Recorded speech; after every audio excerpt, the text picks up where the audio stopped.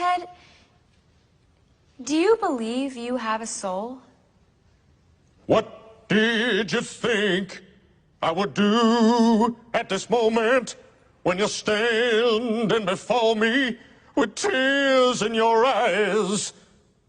That answer your question? Hello, everybody. Welcome back to Fanzone Debate. We're here for an exciting one. I've been looking forward to this. We got Chadwick Webb going up against Javi Madan. I believe this is the first time we're seeing Javi this season. He debuted last year, had a good run, and some good matches in his debut season. But Chadwick, my God, I don't want to put too much pressure on the man, but he had two matches last season. Both were KOs. They were both disgusting. One was a clean sweep, clean votes, perfect game.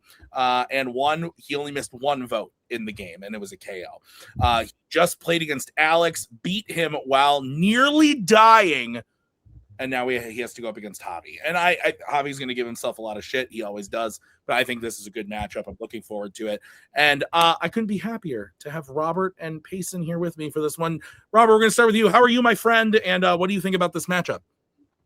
Oh, hey, Tim. I haven't thought about debate since a certain match aired and devastated my life for like a week and a half. Yeah, but other than that, I'm cool.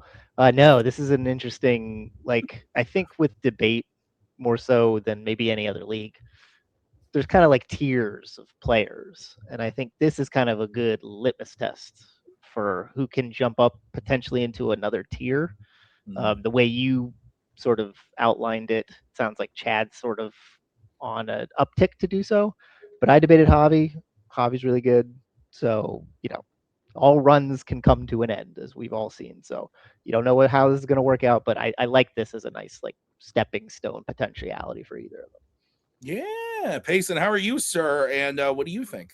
Yeah, I'm doing well. Really excited for this match. I was there for a couple of Chadwick matches. Really, really impressive debater. Had one of the quotes of last year when talking about Final Destination, just talking about a scene of when he says, "The girls get naked," which is a plus. Just killed me. I come to that back that often. But Javi is one of those players that he will trick you in thinking that he doesn't care. I think he cares a little bit more than he lets on. Either that, or maybe that's really just his superpower is the less he cares, the better he is. So I'm excited. Yeah, all right, let's get into it. This is how it's going to work. The players drafted categories.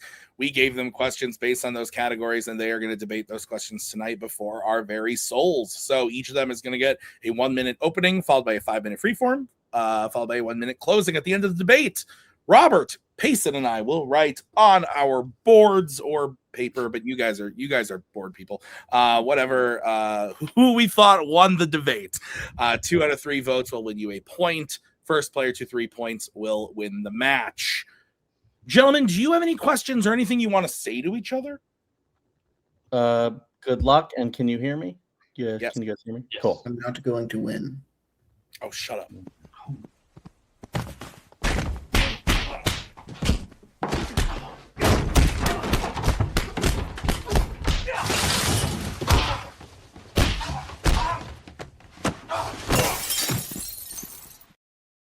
I know it's been out for a while, but I just got to say, season 2 of Ted now streaming on Peacock. Gentlemen, we are going to kick this off with the first category, which was drafted by Chadwick. It's the category of Oscars. And the question is, what is the best movie to not be nominated for any Oscars? Like literally bajillions of films to pick from. Let's see what you guys picked. We'll start with Chad. Chad, you have 1 minute when you start talking. The Shining is the best movie that wasn't nominated, and it's insane that it got nothing because it's now seen as a juggernaut, a masterpiece of filmmaking from one of the greatest directors of all time. Its technicals are off the chart with perfect production design, costume design, cinematography. This movie's look is immaculate. And the sound design and the score will make you feel so much dread and unease. It's really a unique experience like no other. You basically feel like you're in that hotel with them. It's mesmerizing. Not to mention that it pioneered the use of the Steadicam and has impressive shots like the bloody elevator. It explores themes of isolation, addiction, parenting, psychological torment, and the breakdown of a family based on all of this. The Shining has a hyper focus on its characters and builds to an epic conclusion with the aid of phenomenal performances from Nicholson, Duvall, Lloyd, and Crothers. Nicholson's performance is one of the best in cinema. The Shining is in the Sight and Sound Top 100 in the Library of Congress as one of the best films ever made, and its footprint has sent shockwaves through the lexicon of cinema, with countless references and new King adaptations, truly influential and one of a kind. Okay. All right, The Shining, and I believe Javi picked 2003's The Cat in the Hat. Let's hear about that. Javi, go ahead. The Cat in the Hat, no. I chose 2001's Ocean's 11. 2001's Ocean's 11 is a beautiful movie, but let's not talk about that. Let's talk about how cool and fun it is. The great thing about Ocean's 11 is that literally everyone can get behind it. The problem with defining the term best or in that category of like what is really good, there's a lot of objective elements to art, but it's ultimately subjective. We don't really know what is the best, what is worse. We look to the Oscars a lot of the time to be like, oh, what's the best? That's the acting or whatever. Ocean's 11 has just as many Oscars as The Shining, so if you want to go in that route, it's exactly the same. But here, what's really great about Ocean's 11 is if everyone can get behind it, that is usually a good indicator as to whether it's a good movie or not. The Shining, unfortunately, is just very, like, I guess controversial because it's not for everyone. Horror's not for everyone. Ocean's 11 is a perfect movie for everyone. Okay, Ocean's 11. Sorry, I thought it was Cat in the Hat. My apologies. Yeah, no, it's fine. I get that all the time. We talked about that movie a lot this weekend, so it's just on the mind. Anyway, Chadwick, The Shining, Javi, Ocean's 11. 5 minutes, gentlemen. When one of you starts talking, I will throw up the 1 minute warning when the time comes. If one of you is talking too much, I'm going to throw up the let your opponent talk. Don't make me do that. It makes me sad. 5 minutes when one of you starts talking. Please go ahead. Okay, I mean, you're saying basically that, art is subjective and that you can get behind anybody can watch Ocean's 11 and that makes it a great movie because a lot of people can watch it. But I would also argue that I don't even think that's true. I think there's a lot of people that don't even like action movies. So I would say there's people that don't like horror, there's people that don't like action. But I would say that The Shining is more than just a horror movie. The Shining is just a great film in general that transcends the genre that it's in.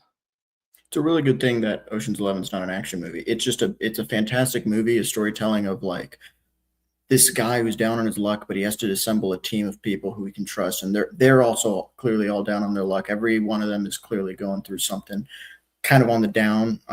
Livingston's in a job that he doesn't like. Yen is stuck being an acrobat. Basher's a washed up criminal. He's clearly not doing very well. He got caught by the cops, and it's about like unity of trying to defeat basically like the man, right? Like Terry Benedict is the man of like, he's the rich guy who gets everything and whatever.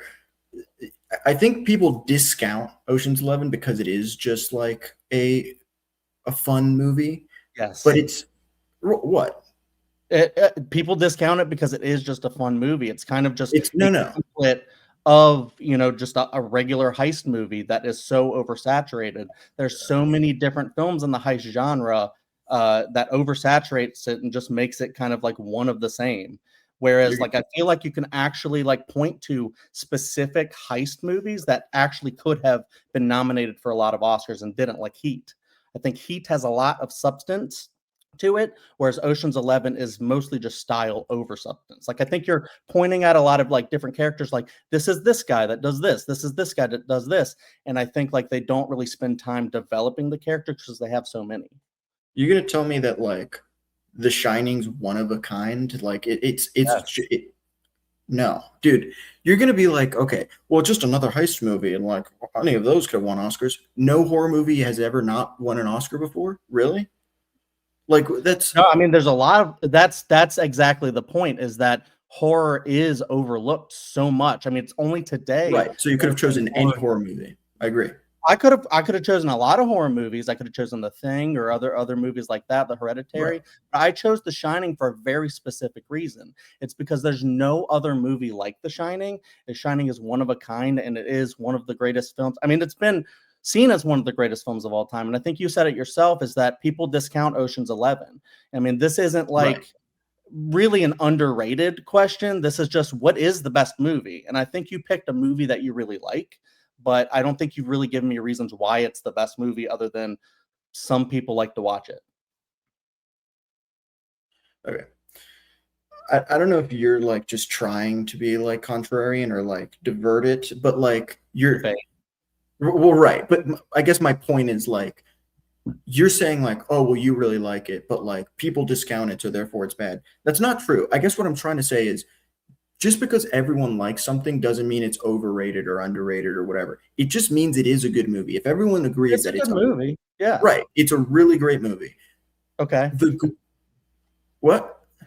No, I'm just saying, okay, I agree. I think Ocean's 11 is a good movie. I just don't think it's one of the best of all time. And I think this is a question that calls for a movie that's one of the best of all time. I don't think The Shining is the best of all time. So well, I'm saying The Shining is the best of all time, or it's one of the best of all time, because of Stanley Kubrick putting everything into this movie to make it the best ever made. Like looking at the production design, just like the way the hotel looks, the score. This film is referenced countless times throughout the 50 years or 45 years that it's been in existence. I mean, we just got another one in Zootopia 2. People love to homage this film because it's just a what do you call it? A critical piece of cinema history. You're going to tell me that people don't reference Ocean's 11 all the time? It's literally like every time it's like, oh, I'm assembling the team. It's like, yeah, you're doing an Ocean's 11. It is. Everyone says that The Shining is like this influential, like all the horror movies are drawn from The Shining, which is just not true. Every good heist movie is influenced by Ocean's 11. Every single one of them. Not a single one of them isn't influenced by Ocean's 11.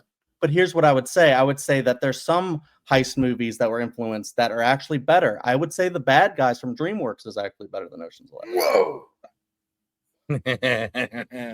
Oh, man. All right. We're going to start with Javi. Javi, you have 1 minute when you start talking. Listen, I get it. Ocean's 11 is the one where it's like, oh, well, it's really cool and people really like it, and that's why. But like, here's the deal with Ocean's 11. It's a fantastic movie. The editing is it might be the best movie ever edited. I'm genuinely not, well, okay. 1917 Birdman, fine. I get it. Like the one where it's supposed to look like one big shot.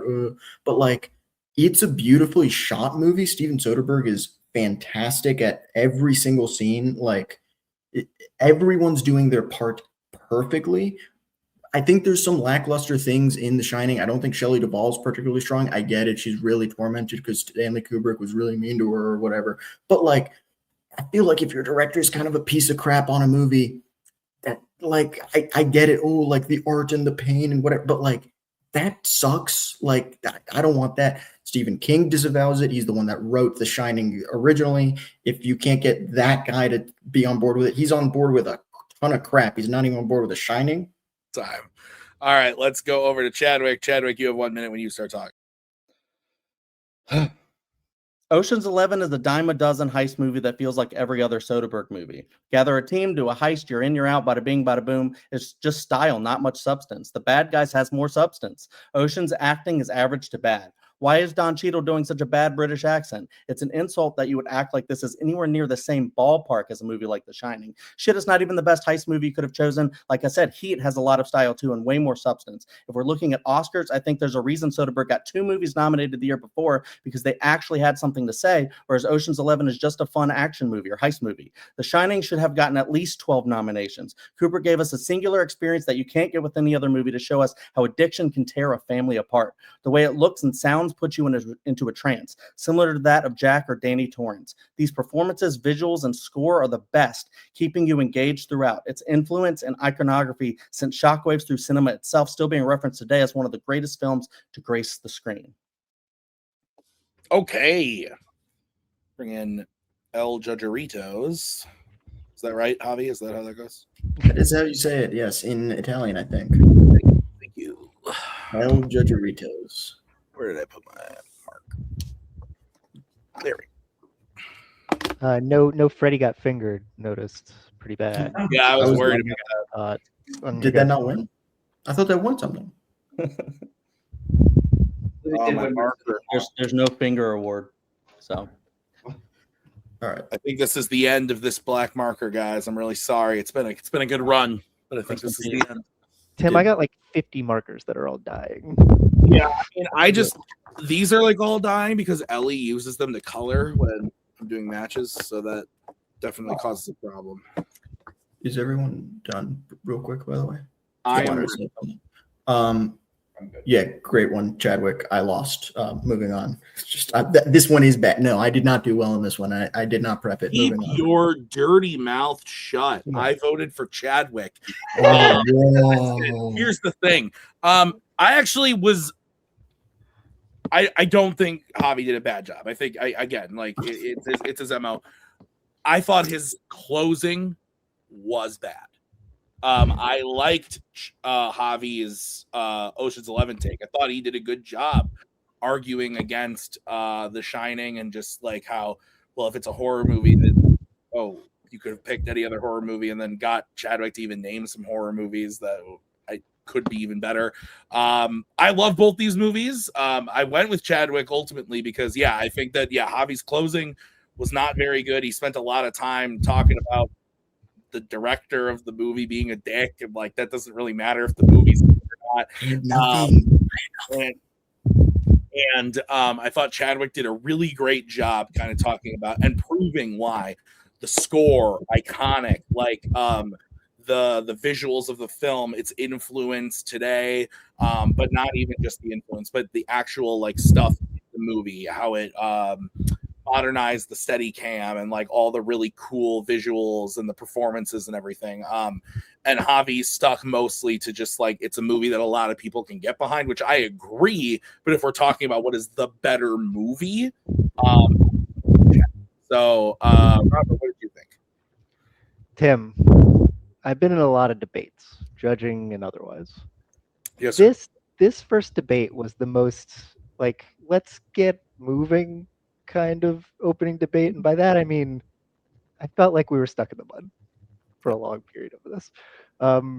It was like a differing thing of like Chad's was very kind of like clear cut, like it was kind of sterilized based on how he did his opening and closing. And Javi's was just kind of like, I could tell you about stuff, but do I want to? No, I want to tell you about the things that I like. And it was an interesting dynamic, especially the dichotomy of that in the actual debate.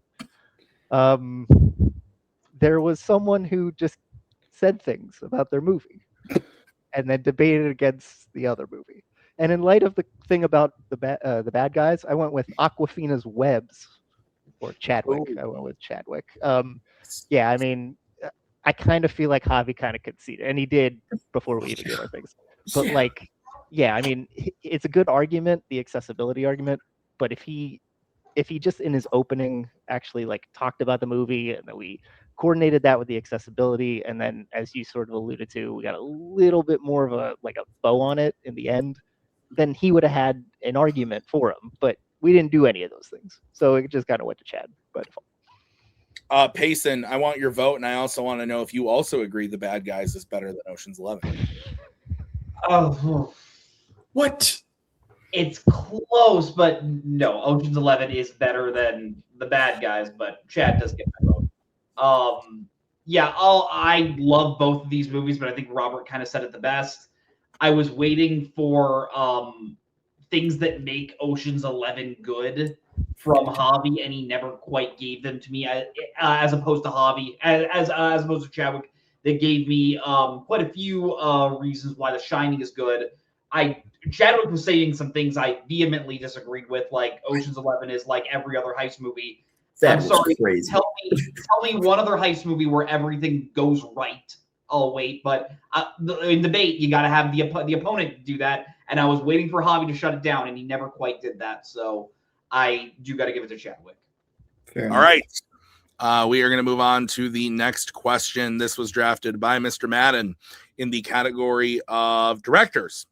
Your question is, which character in a James Gunn directed film would you want to bring to a party? Javi, big party guy. 1 minute, Yeah. Lisa.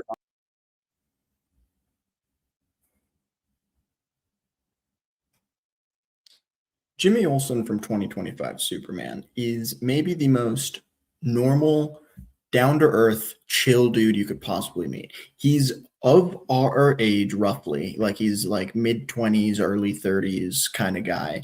And he's just like a chill guy that you want to take anywhere. He can get along well with everyone.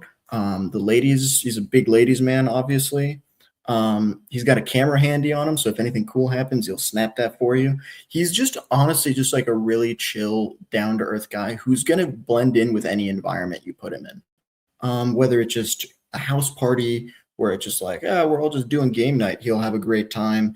If we're going out for drinks, he'll have a great time. You can introduce him to your family. He's just a normal guy. Like he's gonna be a down to earth, chill guy who's gonna be respectable to everyone. But he's also gonna be able to do all sorts of fun things. Like again, we've seen him like, I don't know, party it up a little bit with Superman and Lois and like, yeah, anyway. All right. Let's go over to Chadwick. Chadwick, you have 1 minute when you start talking. Parties can take different forms. You can have a nice, quiet evening or a blast. I feel like it would be good to bring a James Gunn character who can be fun and interesting in any situation. So I'm bringing Star-Lord.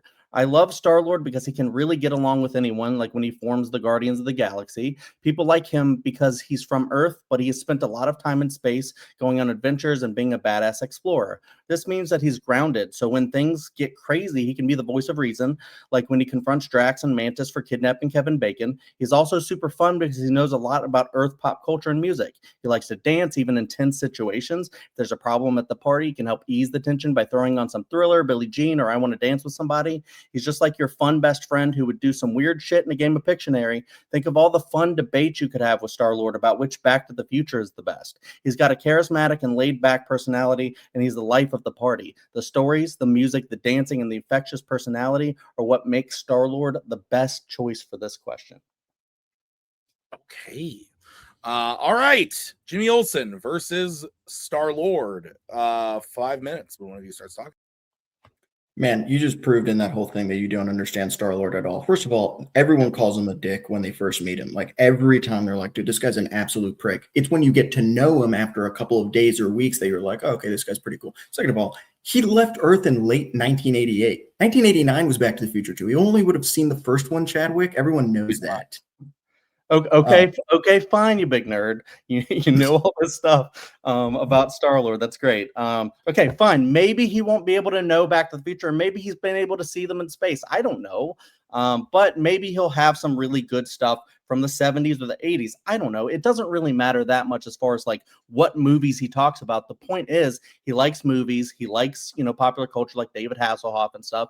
He would be really fun to talk to. And I don't know about like, being a dick to everyone, but like, I feel like he's the guy who like assembles the teams. Like he's the guy that everybody ends up liking. If they don't like him at first, he wins them over. I think that's the important thing. Whereas Jimmy Olsen, I find is just really boring. I feel like, he acts disinterested in people. He kind of uses people. And I feel like, he's more likely, like you said, he has a camera. He's more likely to try and get photos and be standoffish than he is to actually join and participate in the party.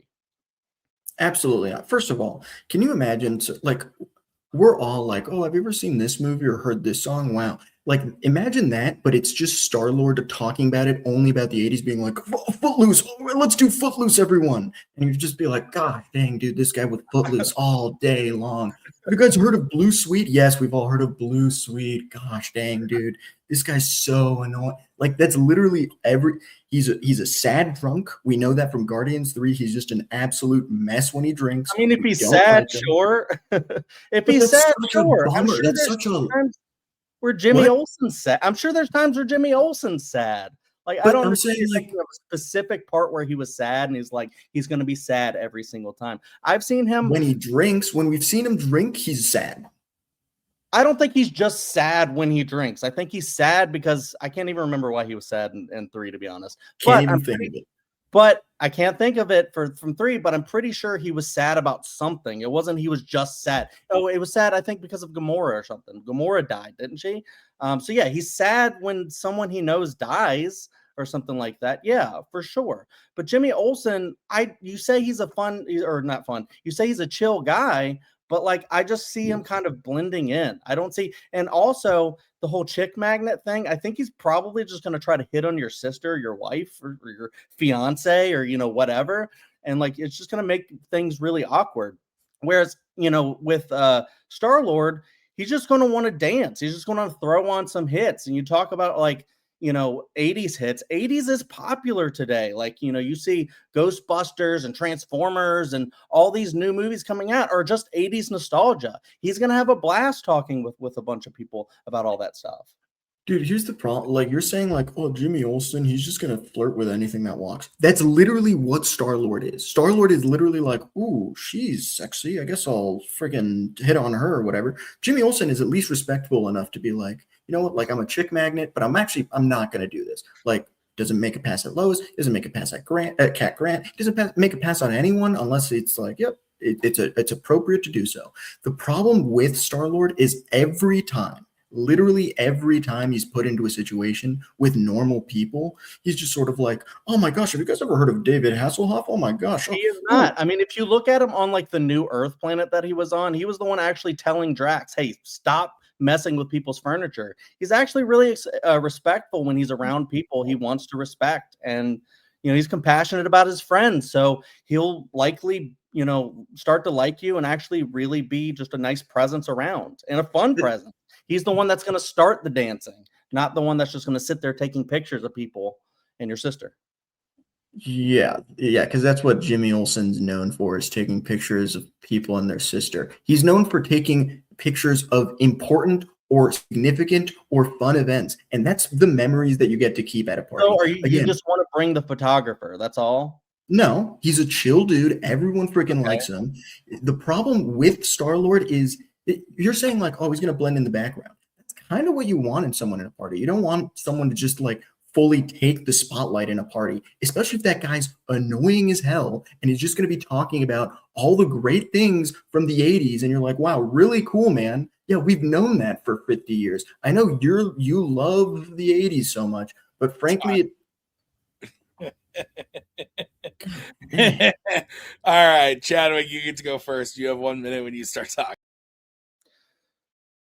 Jimmy Olsen is a boring character. The most interesting thing about him is he's friends with Clark Kent and he's a chick magnet. However, Jimmy Olsen is not interesting just because he knows Clark Kent.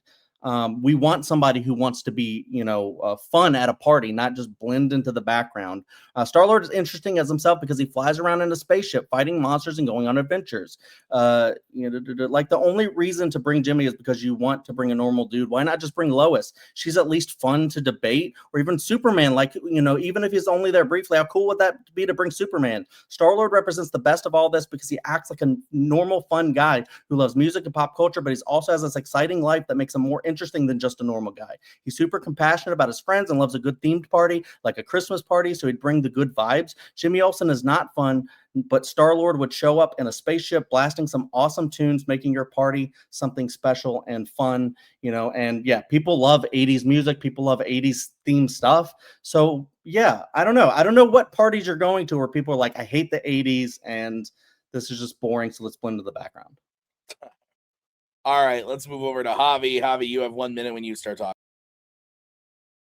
It's not about hating the 80s. It's about not constantly every single second of this party has to be dominated by you talking about how great Footloose is or how Kevin Bacon really made an impression on you all the ding dong day. Dude, the problem with Star-Lord is that's literally all he is. I get it. Always, you can tell you a bunch of cool, fun stories. That's going to dominate the party too much. I don't know what the party is. Literally, it could be a birthday party, and you're like, "Hey, everyone, look at me! I fought a big giant alien. Wow, really cool stuff." The good thing about Jimmy Olsen is, yes, he can blend in the background, but that's not what he will do in every situation. If it calls for it, he'll be present. The thing about him is that he's an everyman. The good thing about an everyman is that you can basically make sure that he can get well with everyone. Again, Star-Lord is literally known as a prick multiple times, especially throughout the first movie. He's a sad drunk in the second one, and he's super insufferable in the third one, where he's like, "Oh, Pac-Man, look at this! Oh, Pac-Man! Oh, David Hasselhoff! Wow!" I thought the prick was Eric Moreno. Yes, you're correct. Very true. Just making sure. The fire answer for the last question, by the way, is Zodiac. Just want to. Zodiac is. I thought about it. That's Thought a good about one. it. I would have had to rewatch it after a while, and I didn't have time. Fair. So Honestly, you guys said it. Heat might have been my pick. Honestly, I thought that's about a good one, Heat. Yeah, there was a lot of options, but there Ocean's are 11 was the one that I knew best, and it just It surprised me really- when you threw that in there. I was like, oh shit. Okay. Interesting. Yeah, I Like kind of knew it was an movie. uphill battle, but I thought it'd be fun to debate anyway. I This just was a didn't tough come up with round. arguments, so. looks like Robert's writing a little limerick. Real quick, I feel better about this one. Continue. Shut up. Shut up. Let's go to Payson.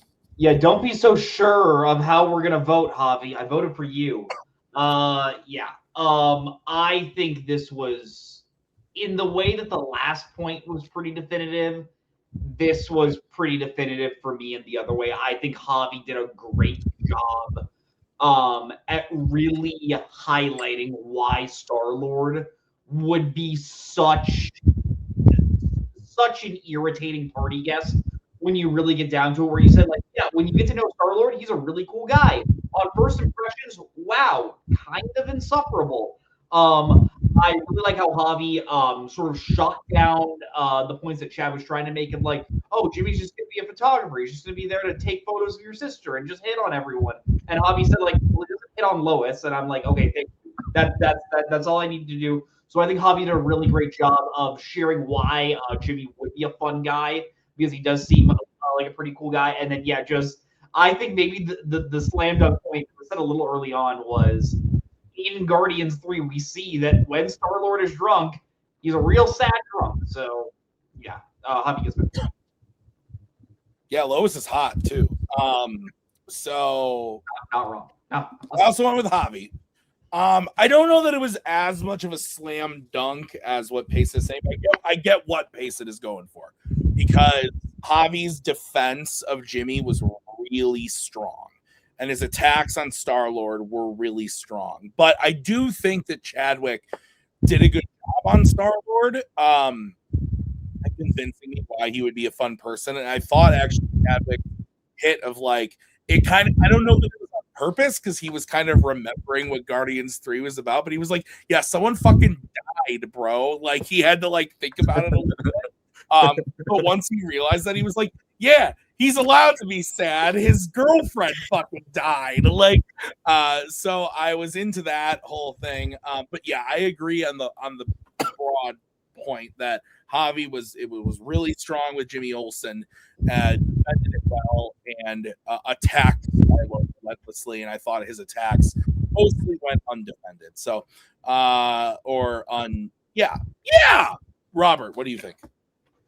All right, so Javi started out on a bad foot with me right off the bat, because he's like, "Yeah, Jimmy Olsen's like our age, like mid-20s, early 30s. I'm in my late 30s, bro. Why don't you?" Hey, Same, Javi, same. I'm in. I'm in, Javi.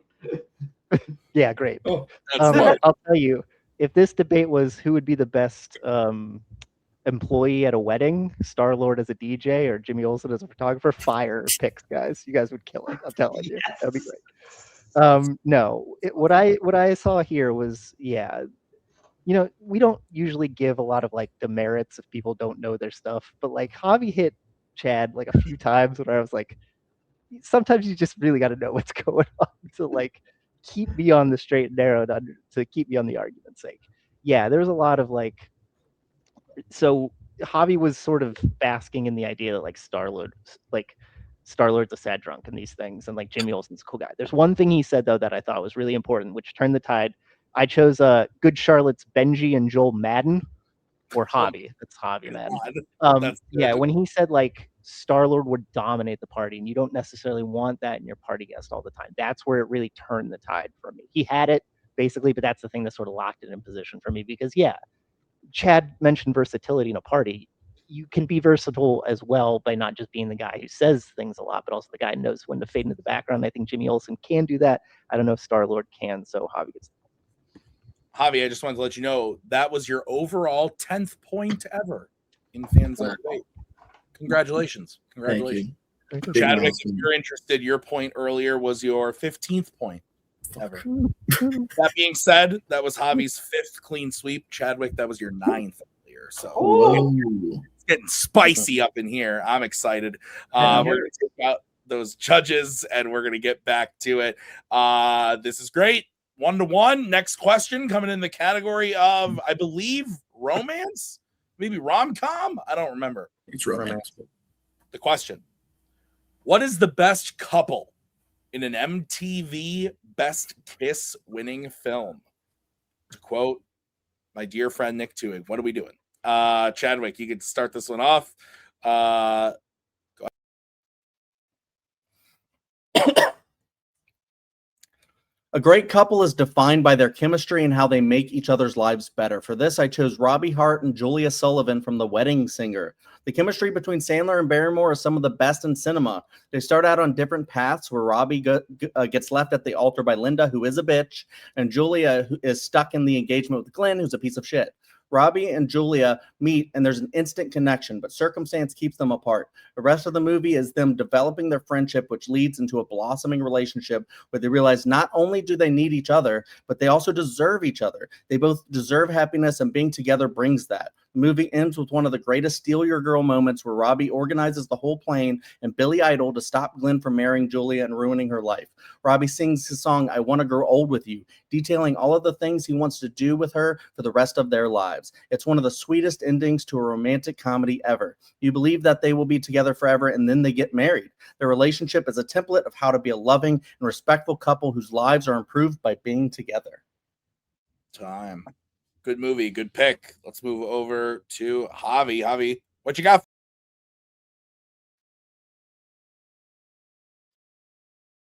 I went with Noah and Allie from The Notebook. Noah and Allie from The Notebook are a very interesting couple in the sense that I rewatched The Notebook and I was like, oh man, did I make a mistake? Because these guys bicker a lot. But the line that the narrator says, which is Noah, the old Noah, played by James Garner, is like, yeah, they fought a lot.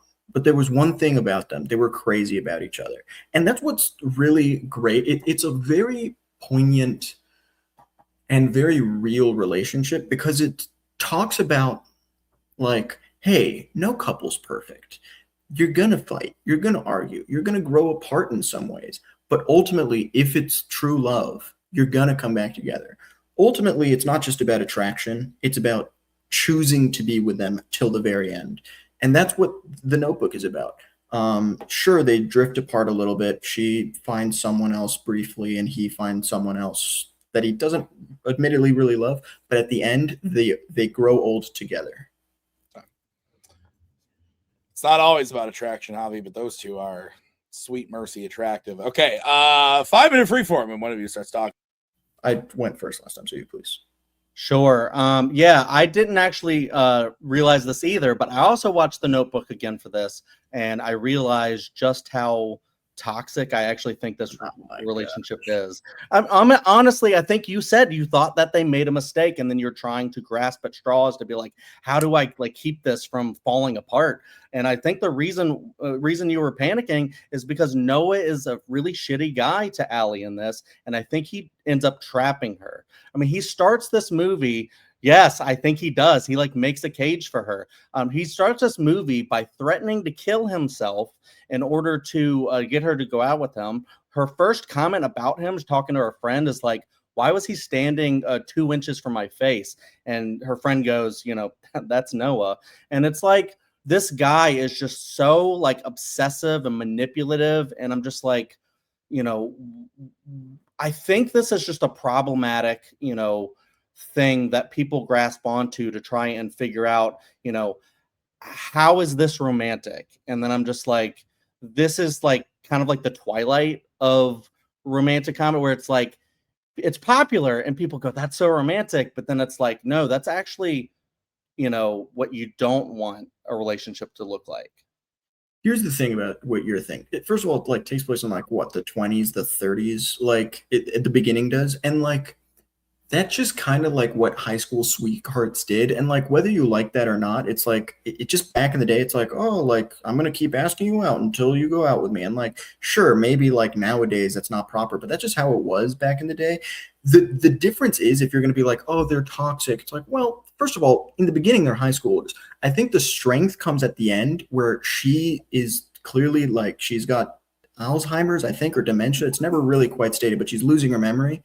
And like his kids are like, Dad, like, please come home. Like, she's not going to remember you. And he's like, I'm not going to give up on your mother. I chose to be with your mother, and I'm going to be with her till the very end. And I'm going to remind her who she is. I'm going to remind her about the love that we have. And like, truly brings a tear to your eye of like, wow, this is love. And sure, it started off rocky, but like, it's a growing relationship. It started off very rocky. And when you look at it, like you even said the line, the narrator said they never agreed on anything and they fought all the time. And then like towards the, end of like their young section, he's sitting there like, I'm going to fight with you all the time. It doesn't matter. You're just going to get over it anyways. And honestly, like, I understand like it just skips to them being old. He's telling her the story and she's in Alzheimer's. And that's why I'm like, she can't even like think properly anymore. It's a very sad story. I kind of see it as the tragedy of Allie, where it's like she never really had much agency throughout this movie. And then he's, basically got her at the end. And he's like, I'm just gonna, kind of keep her like this. He won, but I just don't think that he should have won. Whereas if you look at, Robbie and Julia, from there, they start off as friends and then they grow into this beautiful relationship and they actually, love each other at the end. Whereas I can't even understand if Allie actually didn't regret her choice. We don't see that big jump in time. We don't see the progression of the relationship. Let me tell you how I know she doesn't regret her choice. It's because she wrote the notebook saying, like, please read this to me so I can remember how much I loved you. That is a powerful moment in that movie. All they do in that movie is they bicker and they fight, but then they ultimately go, gosh darn it, but we love each other. And that is what a relationship should be. A relationship isn't just attraction. You have to make the choice to, you know what, we're going to get through this together. And frankly, like, that is what the notebook's about. It's about them staying together, being like, I'm never going to leave you no matter what happens. Here's the thing, though. Allie actually does fall in love. It's very different from Julia. She's not in love with Glenn. She's about to make a big mistake, but actually Allie falls in love with James Marsden, and she's going to have a happy life with him. And I think she makes a very bad decision at the end. I think it's because Noah can't leave well enough alone. He's like, he sends her for an entire year, like 365 letters to her. And then that just shows so much obsession with her. And then when he lets go, goes to war, and then he kind of sees that she's fallen in love. And then he's like just angry about it. And it's just like, I can't let her go kind of a deal. And you see that as romantic and stuff, but I see it as obsessive and manipulative. And I'm just like, can you just leave her alone, please? He's not angry about it. He's sad about it, just like Star-Lord, if you want to make that point. But the reason, it's not that he's obsessive. He wrote her every day and he's obsessive. She asked him to do that. Okay, we are going to start closings with Javi. Javi, you have 1 minute when you start talking. Robbie and Julia are cute. I think they're a fun-ish couple, but ultimately, like, they're just kind of like a sweet, like, oh, like, I like him because he's kind of cute and he's a wedding singer and that's kind of quirky and whatever. But like, real love is Allie and Noah getting through thick and thin, coming back to each other. Sure, yeah, maybe she thought she loved James Marsden, but Julia thought she loved Glenn. She stayed with him for 4 years. She wasn't willing to fight for that relationship. Maybe she's willing to fight for Robbie's relationship. We're not really sure, but we do know that Allie and Noah do stay together till the very end through the toughest thing they can do. Again, if you're James Garner's age and you're going like, frick, all right, like, let me just retire in peace, please. No, I'm going to stay with Allie. I'm going to remind her why we love each other. And it's just beautiful. It brings a tear to your eye. It's a real relationship. There's no like bull crap about it. It's real. They grow together. Time. Shut up. Okay, let's go over to Chadwick. Chadwick, you got 1 minute when you start talking.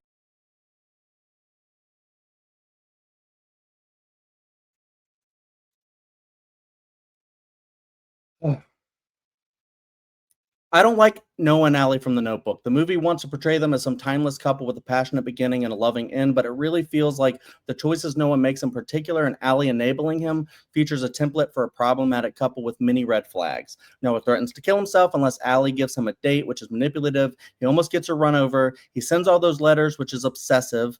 The narrator says, and they're never returned, and he keeps doing it. The narrator says they never agreed on anything and they fought all the time, but they're crazy about each other. This is not a sustainable relationship. I think Allie made the wrong choice. She was happy with James Marsden. Julia was not happy with Glenn. I think Allie made the wrong choice.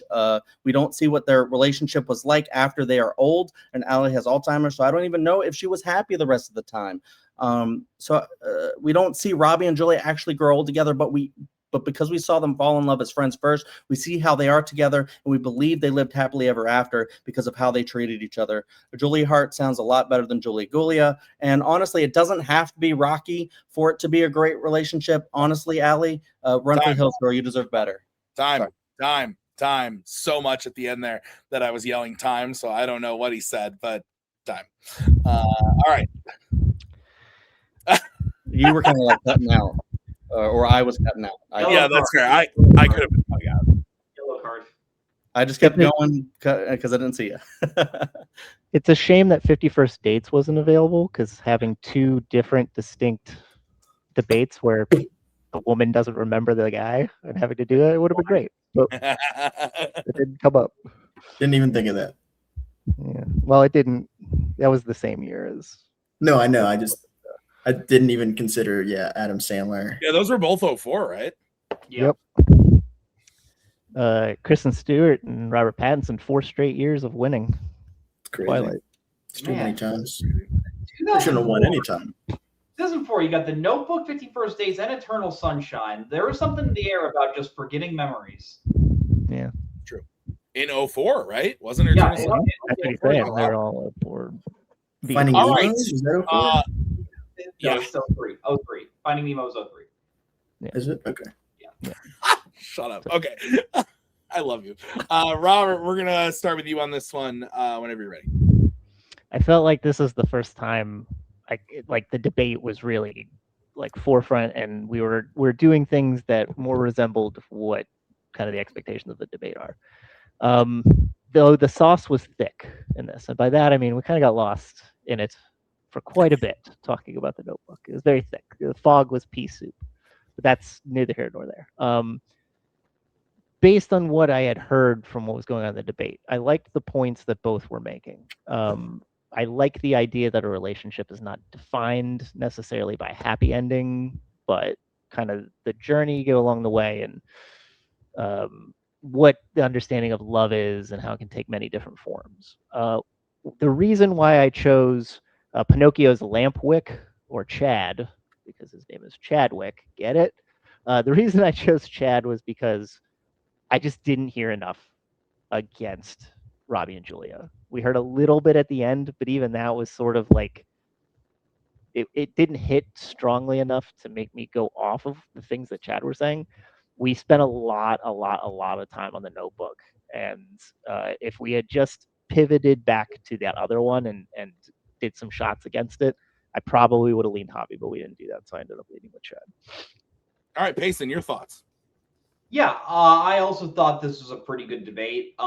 When I saw that Allie and Noah from The Notebook were picked, I was thinking, oh boy, because if you follow the same film discussion boards or podcasts that I follow, I've seen that couple picked apart a lot, and I think Chad was doing a solid job of hitting those points of the relationship starts out in a really rocky place.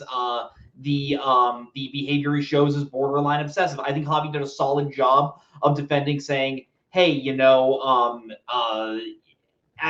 the end of the day, that may have been a culture thing with it being the 40s. I think the movie couples we like in movies don't always have to be the most healthy forms of romance. I think Sleepless in Seattle is a great example. Look at what Meg Ryan does in that movie. She's kind of a psychopath. If you really that movie's insane. I love it, but it is. It's absolutely insane. At the same time, I think Robert said the best thing, which I did not hear enough about The Wedding Singer. And if I think we would have just had a few more, I think Chad did a really great job of forming how the debate was going, and we never got back on track. All right, my vote doesn't count. I actually went with Javi. And I agree with what you guys are saying. I think you guys made a lot of really good points. I actually thought that Javi defended the Notebook really well, to the point where the little that he did do against the Wedding Singer actually put me over, because we were spending so much time on the Notebook, and I thought he was defending it so well that the couple jabs he threw out at the Wedding Singer, I thought actually put him over the edge. And I thought that Chadwick, it was a detriment to Chadwick to spend so much time on the Wedding Singer and not enough not enough time on the Wedding Singer and too much time on the Notebook. So I went with Javi. I thought that, like Robert said, the talk about the relationship not being totally like always like cut and clean is like a very real thing. And I liked what Javi said about like, oh, well, okay, Drew Barrymore is with somebody else for like 4 years. Like, so what are we talking about here? So I haven't seen either of these movies in a very, very long time. And so just going based off the argument, I went with Javi. I thought he had some good hits, but yeah, that's why we have 3 judges. So here's where we're at. Chadwick is up 2-1. If Chadwick hits the next one, he wins the game.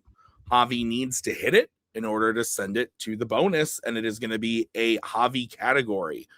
One that was not controversial at all. The category is musicals, and the question is, what is the best setting in an Amy Adams musical? Javi, you can start. You got 1 minute when you start talking.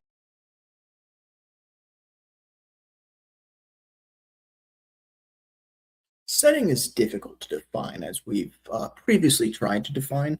But I went with Central Park, specifically from Enchanted.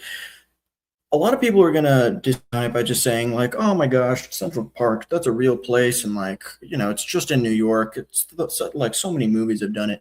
No movie has used Central Park as a set as effectively as Enchanted, because it is a turning point for Robert as a character, Giselle as finally understanding kind of what it means to be in the world of humans. She's a human, but she doesn't, you know, whatever, you get it. And it's set in a beautiful song. You get to see the diversity of cultures. You get to see a bunch of things just happening at once in Enchanted throughout that movie. Specifically in Central Park, where they sing "That's How You Know," which is a beautiful rendition set in Central Park. Okay, we're gonna move over to Chadwick. Chadwick, you have 1 minute when you start.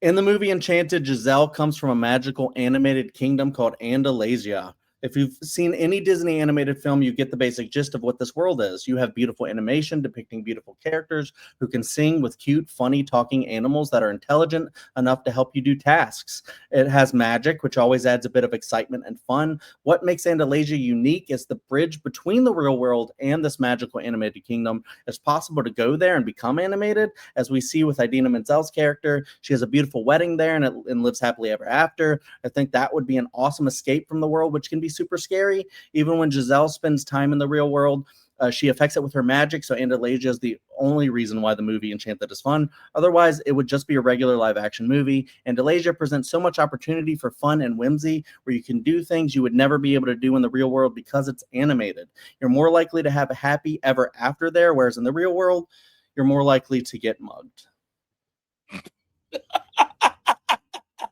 All right, I didn't see that guy.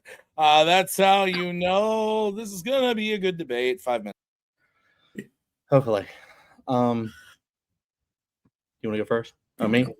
Yeah. I mean, we're taking this in a different approach. You're going more for just like the scene itself, and you know, just everything you see in the scene. I'm kind of going, okay, well, I guess you'll let me know. But I'm kind of going more for like, I think Andalasia is just more whimsical, like all the time.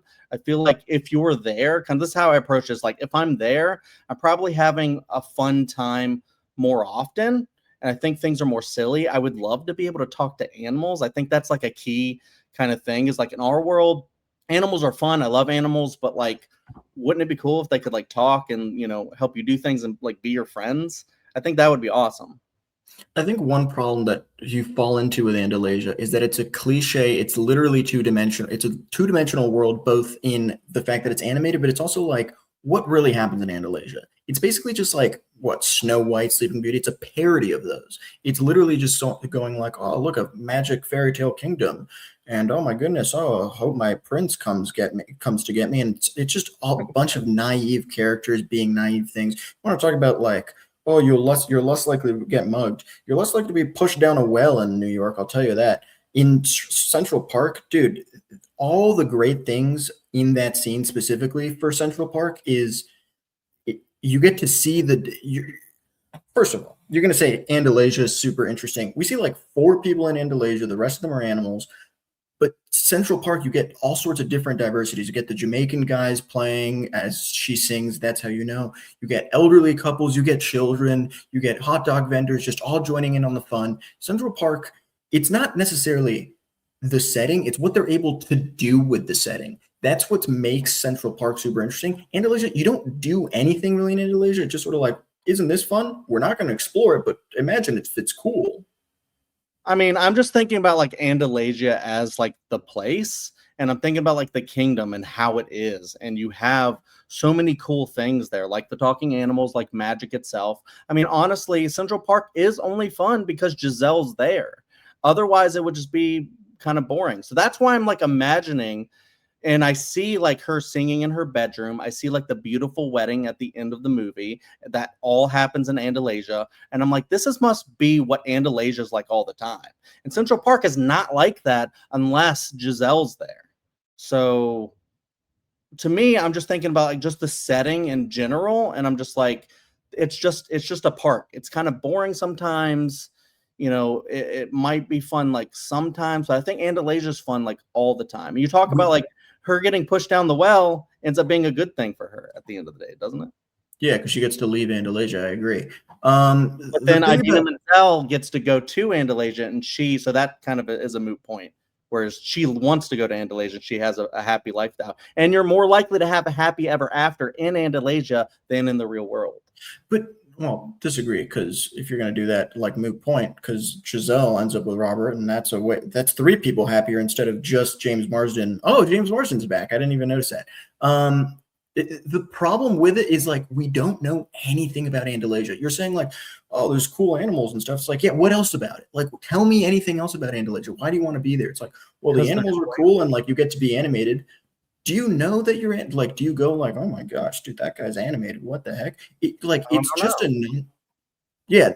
Like that's what's boring about it is like I think you would know that you're animated when you're there, or at least I don't know. Like I think like the laws of stuff would kind of like be a little bit different. It just feels like it'd be like more interesting. But like, oh shoot, what was the point that you made? You made a point about Giselle going there and the point about happy ever after. Like they literally say that like in Andalasia, a happy ever after is something that's expected. You actually, you know, normally get that, but on Earth, you know, it's like it's only like a concept that never actually really happens. Yeah, but in Central Park in that movie, it is something that happens because everyone's having a great time. All those elderly people get to meet up with other elderly people. Giselle's having a great time showing everyone how great and wonderful Central Park can be. Andalasia, she doesn't really make it all that much better. Like it's just such a bland, literally 2-dimensional place where it's just like, oh, hopefully my prince will come. It literally, it all looks identical to those early Disney, which are great. I love those kinds of things. But it's not unique. It's such a bland setting. Well, I mean, Central Park is not unique. Since, like you said, Central Park is always there. But it's what they're able to do with it. They're able to make something unique. They do the same stuff. They don't do anything unique there. All right. Getting fired up. Let's start with Chadwick. You have 1 minute when you start. The Central Park sequence in Enchanted is fun, but only because Giselle brings her unique form of magic that changes it. The magic is from Andalasia, so you have more where that comes from if you go there. You have beautifully rendered hand-drawn animation, talking animals, magical spells, fun creatures, dragons, knights, kings, queens, everything that makes a Disney animated kingdom so special. People want to visit those places like Hogwarts, Middle-earth, Andalasia, all that kind of stuff, because they're distinctly different from the real world and offer a nuanced experience. Andalasia is unique, though, because there exists an actual portal between the worlds where you can actually visit and actually become an animated version of yourself, where you can sing and dance with talking animals in this magical kingdom. If Central Park wasn't changed by Andalasia, it's kind of boring for most of the time. I'm sure it's boring after they stop singing. Whereas Andalasia is interesting on its own all of the time. The best setting means the place you'd like to go, and Andalasia offers a great escape from the problems of the real world. People in the real world seem to be mostly busy and angry, but in Andalasia, people are most likely to be happy, sing, have a good carefree time, and have a happy ever after. Time. Okay, let's go over to Javi. You have 1 minute when you start. Chadwick pigeonholed himself by choosing an entire kingdom because unfortunately all we see of that kingdom is like the grotto of a castle, a cottage, and like part of the woods. And that's kind of all we see of it. And it's just literally just parodying other Disney stuff. There's nothing unique about it. It's all exactly the same. Central Park, sure, you want to be like, oh, just a park. First of all, it's one of the most famous parks in the world. Everyone wants to visit. Every tourist is always like, oh, we love Central Park. But it's what they're able to do specifically with Central Park in Enchanted. The thing that makes Enchanted beautiful is that any place that they go can be fully ascended. The problem with Andalasia, it's like, oh, it's literally not ascended at all. Maybe it's the fact that it's like, oh, we're only going to visit it for like the first 2 minutes and the last one. But it's like, it's so boring. Like, I get it. Oh, there's talking animals. Oh, there's whatever. Yeah. We've seen that a million times, but never has a setting been the forefront as Central Park. Okay. Gonna bring in the judges.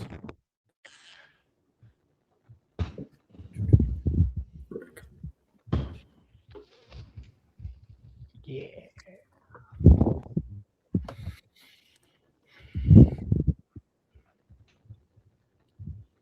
It's my favorite song. It's my favorite Enchanted song. No, you love her. Movie is out. I freaking love it. I'm not gonna lie. I'm hearing some audio feedback. We're good. Yeah, Robert, I think you're feeding back a bit from your mic. There you go. Yeah, I was gonna say, hearing a happily married man who is a father to a kid say, yeah, happily ever afters don't really happen in life. I was like, ooh, it's getting dark. Getting dark. I didn't think about that. That's funny. Love you, Chadwick. I'm just joking. I just thought that was really funny. It's a good point. All right. This was the closest one for me.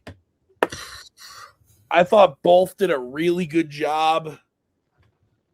I was kind of thinking about this. This was the one that made me think the most. I went with Javi. Oh, that was a cool move you just did. Holy shit! Yeah, look at that. Whoa. I thought that ultimately what it came down to is I thought Javi's attacks against Andalasia were stronger than Chadwick's attacks against Central Park.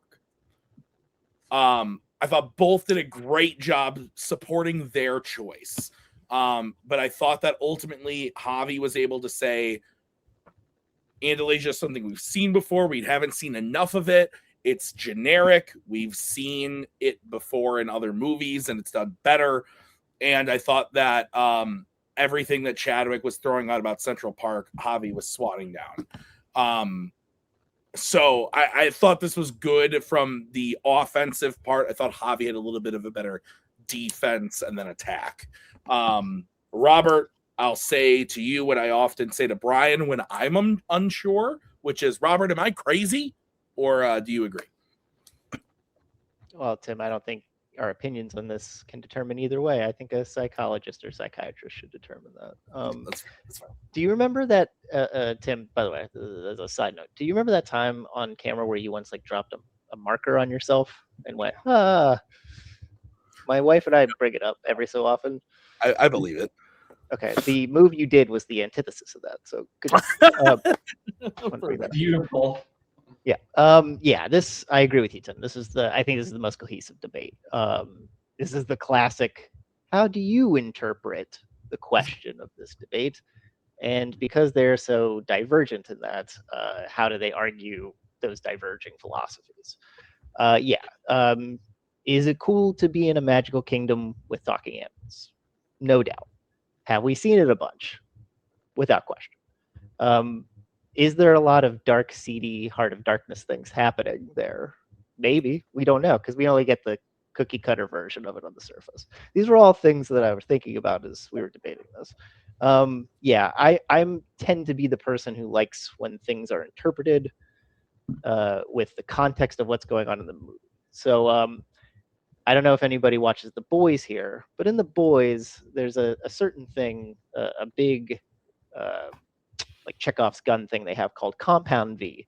I went with Compound Javi. Yes, for this because a lot of what you had mentioned, Tim. I just felt like we didn't have a lot of knocks against Central Park. The weight of like it's only magical because Giselle's there. I think Javi nixed that and brushed that aside pretty well, and we talked about how everything opens up in the context of the movie when we get to Central Park. The song, the culture, the dancing, how everything sort of gets us into the headway of the climax with Enchanted. So I went with Javi as a result. Okay, Pacing, your vote doesn't count. Where would you have gone and why? Yeah. Speaking of The Boys, there is a supervillain in the season 5 premiere that you might guess I'm kind of obsessed with. And they meet an untimely end by Mother's Milk by choking him out with his powers. A great moment. Yeah, clean sweep. I also went with Javi. I think Javi did a very, very great job at knocking down Andalasia, and why I think in regards to the movie itself, Andalasia is supposed to be kind of a cliche. It's supposed to be a joke. And he did a great job showing like why Central Park is like this like beautiful place like in America, and just how all these different like places come and how the movie shoots that I think is really, really well done. So yeah, let's go to sudden death. All right, we're going sudden death. It's 2-2. Here's how it's going to work. I have randomized the categories in Fanzone debate. I will say the category. I will then say the question. Once I have repeated the question for the second time, you guys will be able to answer said question. Whoever answers the question first will be going first. 45 seconds, followed by 30 seconds. I lost my train of thought there for a second. Guys, do you have any questions how sudden death is going to work? Okay. The randomized category from Fanzone was animation. The question is, who is the best animated movie villain? Again, who is the best animated movie villain? I'm going to go with Scar from The Lion King. That was definitely an option of mine. But I think I'm going to go. I'll go with Syndrome from The Incredibles. Oh, shit. Okay. All right. I'm going to take judges off screen. Javi, you spoke first, so you're going first. You have 45 seconds for Scar when you start talking.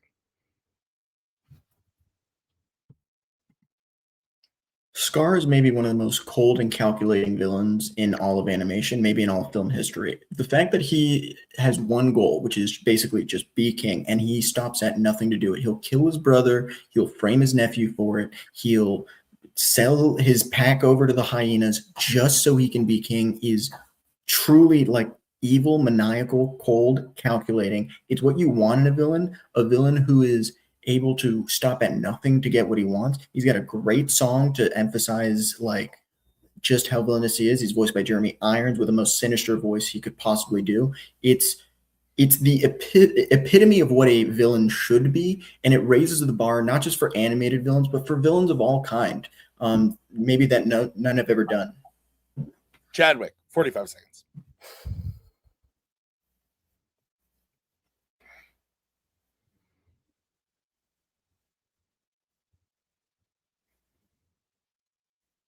My problem with Scar is, yes, he's evil, but he does also feel kind of like a cookie cutter villain when he looks like from like the history of Shakespeare and stuff like that is literally still kind of taken from that. Whereas I think Syndrome is actually nuanced because this is a young boy who could have gone down a good path and been a hero, but since he was rejected, that like hurt built up in him so that he wanted to go and actually hurt everyone around him and all the heroes. And I feel like that, like, petty vengeance that he has on just, is really a great motivation where you kind of like see where he's coming from. And then you go on to see, just what he does is just so crazy and evil too, where he just wants to take everyone's powers away so that no one can have powers if he can't have powers. Whereas I think, yeah. Time. Javi, 30 seconds. I think you might have a point about Syndrome that like his motivation is good, but if his execution's bad, then it's nothing. Because like he gets to a point in his plan where it's good, but then ultimately like he's thwarted by the one thing that he created, and he's just like he's dumb. He's actually kind of incompetent. He kind of like he does a lot of things that are good, but ultimately he's just not that great of a villain. Scar stops at nothing. He basically succeeds up until basically like Simba overpowers him, and like. It's just very last minute. Like it's brutal. His death. Chadwick. I mean, Scar just like goes against, like kills his brother like at a very vulnerable point, and then attacks a kid. Syndrome actually goes against some of the most powerful heroes on the planet. No, but that's what I'm saying is like he didn't really have to do much. All he had to do was just attack a kid, and Syndrome actually, has to go up, and he's a technical genius. So all the things that he built, I think, is way more impressive than what Scar does. Scar just doesn't really even have to do much than just attack a little kid. Time.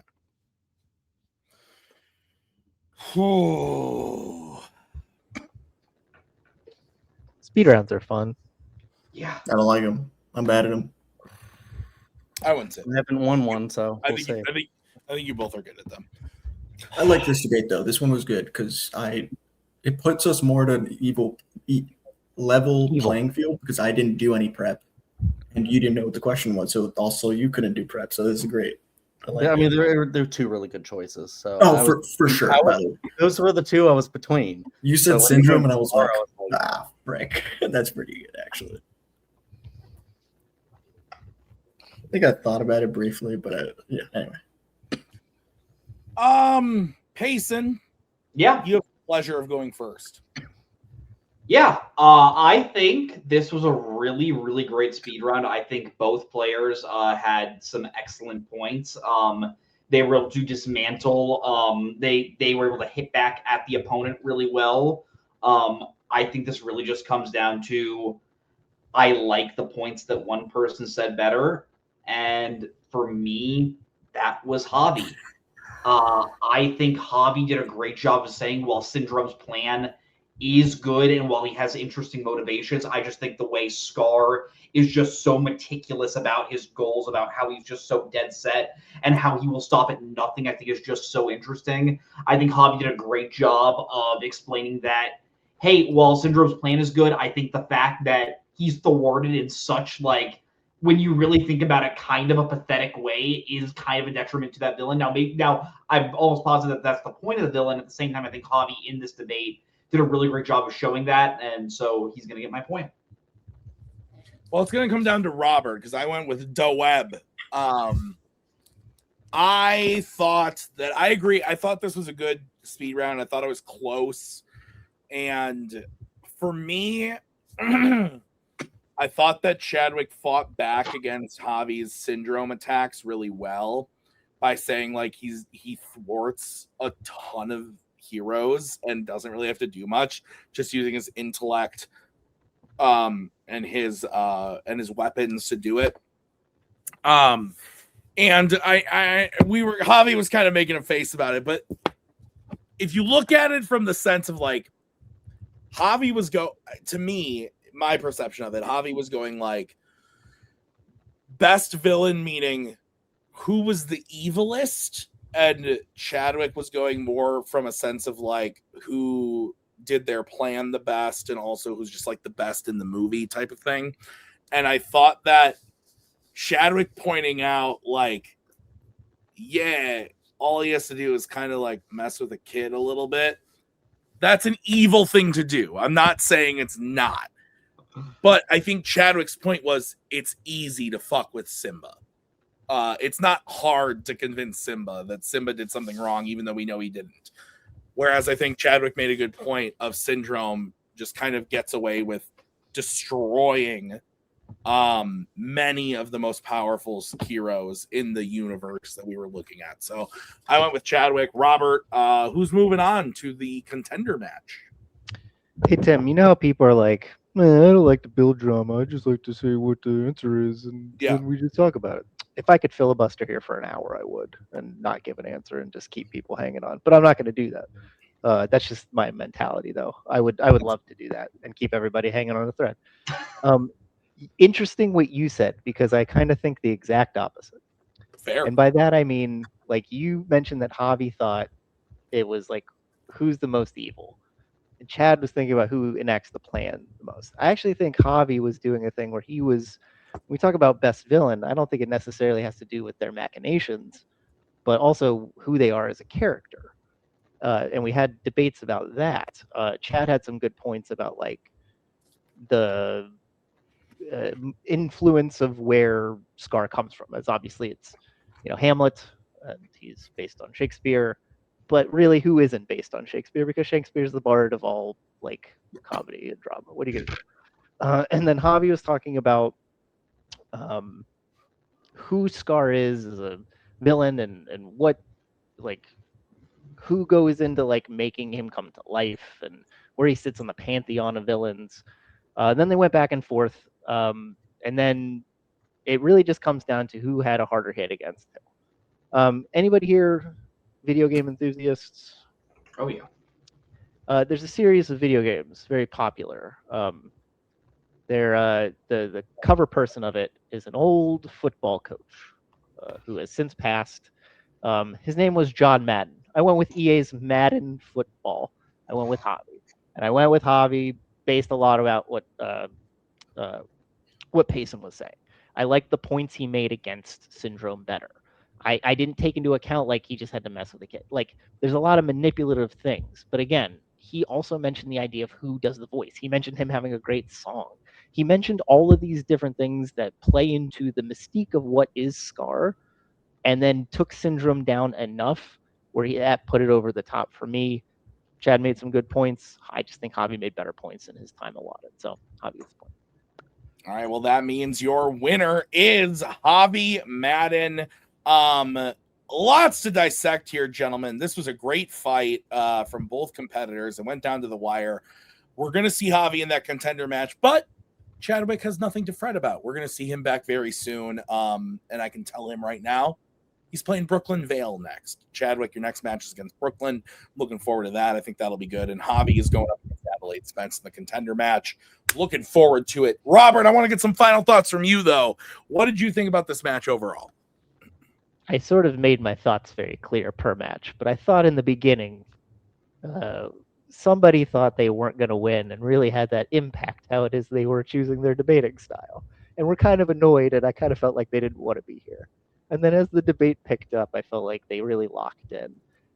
Chad has nothing to hang his hat about. I think you're right. I think he came in and really sorted out his arguments very well, whereas Javi, I think, had a little bit more of a laissez-faire approach. And if you can formulate words and coordinate topics and how it is you want to debate, that can work for you. And it worked for Javi tonight.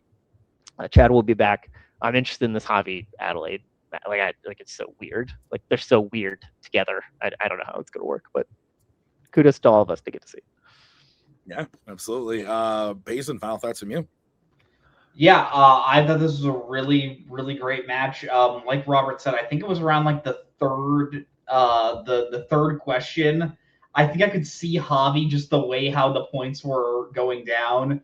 He was starting to get annoyed, and you could see the passion in his eyes get there a little. And we saw Javi sort of let his true feelings out. But hey, it got him the win. He did some very good arguments. I think Chadwick is an excellent debater, and I'm excited to see that match against Brooklyn. I think Brooklyn's got a really hardcore prep if he's going to take down Chadwick now. And then, yeah, Javi versus Spence. that's going to be a really, really interesting debate. Absolutely. All right. Well, that's going to do it for us. And coming up next week, we got a great match for you. One that I'm really excited about. We're shooting it tomorrow. Peek behind the curtain. I'm really excited. We got Jeremy Potters coming off his 0-1, his loss. He's going up against Kaiser Wang, who has yet to win in debate. And they picked some goofy shit. I'm looking forward to it. Thank you so much for watching. We'll see you next week. Until then, bye. Hands, touching hands, reaching out, touching me, touching you, sweet Caroline. Fuck!